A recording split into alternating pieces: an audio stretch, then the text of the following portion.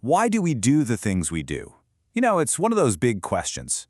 In this explainer, we're going to dive into Elliot Aronson's classic book, The Social Animal, to try and understand the powerful, kind of invisible forces that shape our beliefs and actions, literally every single day.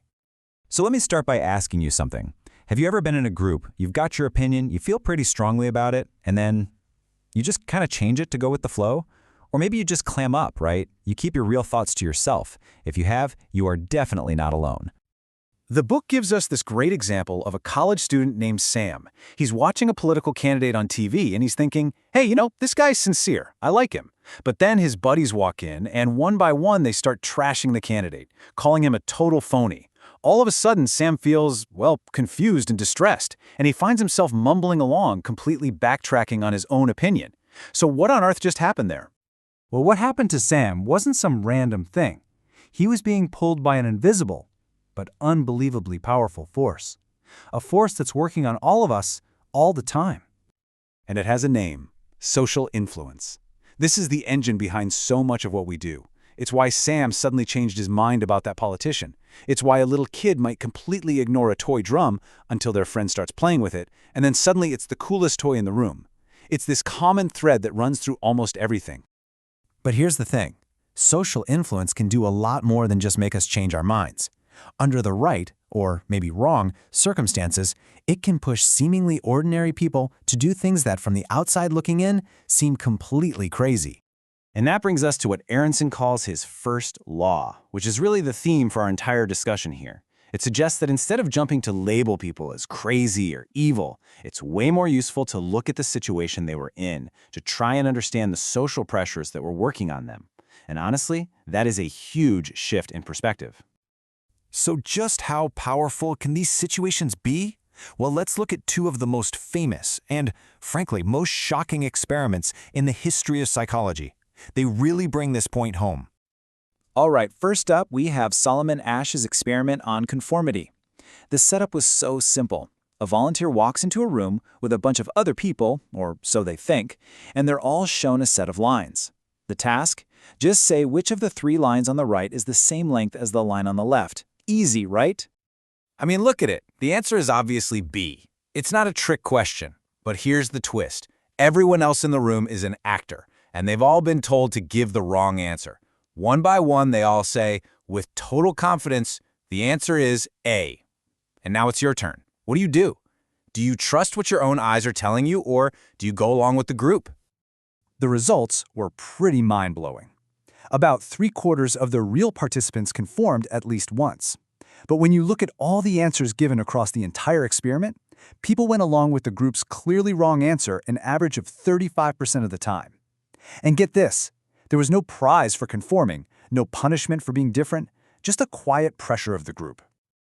Okay, if you thought that was intense, let's raise the stakes with Stanley Milgram's infamous study on obedience. Here, the real subject is made the teacher. Their job is to ask a learner some questions, and every time the learner gets one wrong, the teacher has to flip a switch and deliver an electric shock. Each mistake means a stronger shock, going all the way up to a terrifying 450 volts. Now, the learner's just an actor and the shocks aren't real, but the teacher, they have no idea. They think it's all real. Now, before running the experiment, Milgram asked a bunch of psychiatrists what they thought would happen. They predicted that almost everyone would stop pretty early on.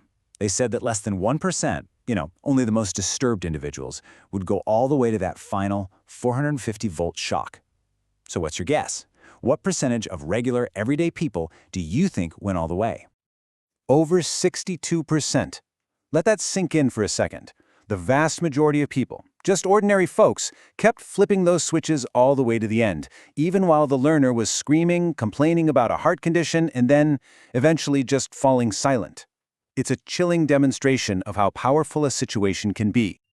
So you just went along with a group that you knew was wrong, or you just delivered what you believed were agonizing electric shocks to another human being. How do you live with that? How does your brain make sense of what you just did? Well, this takes us into the fascinating world of self-justification. See, doing something like that creates this huge clash inside your head.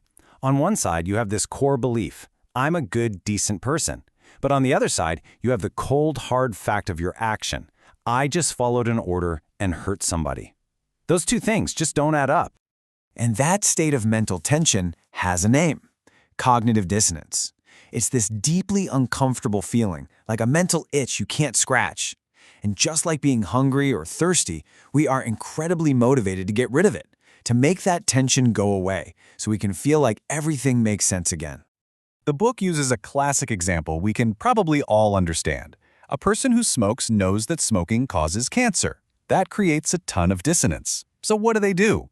Well, quitting is hard, so instead they start working on their beliefs. They might start telling themselves, the evidence isn't really that conclusive, or, you know what, smoking is so critical for my sanity, it's worth the risk. See, they're changing their beliefs to justify their actions. And this powerful drive to reduce dissonance, well, it has a pretty profound implication for how we think about ourselves. It suggests that maybe we aren't the cool, logical creatures we like to think we are. And this is really the big punchline of Aronson's whole argument. He suggests that we humans aren't so much rational animals as we are rationalizing animals. Our main goal, a lot of the time, isn't to be right in some objective, logical sense. It's to believe we're right, to feel good and consistent about our choices, even if it means we have to bend reality a little bit to fit our own story. So let's wrap this up. What have we learned? Two huge things. First, the situation we're in and the pressure from other people have an enormous impact on our behavior, way more than we think. And second, when our actions don't line up with who we think we are, we become amazing storytellers. We invent justifications to make it all make sense, just to get rid of that uncomfortable feeling of cognitive dissonance. Which leaves us with one final, big question to think about. The next time you find yourself digging in your heels, defending something you did or something you believe, it's worth taking a second to ask yourself, am I really being rational right now, or am I just rationalizing,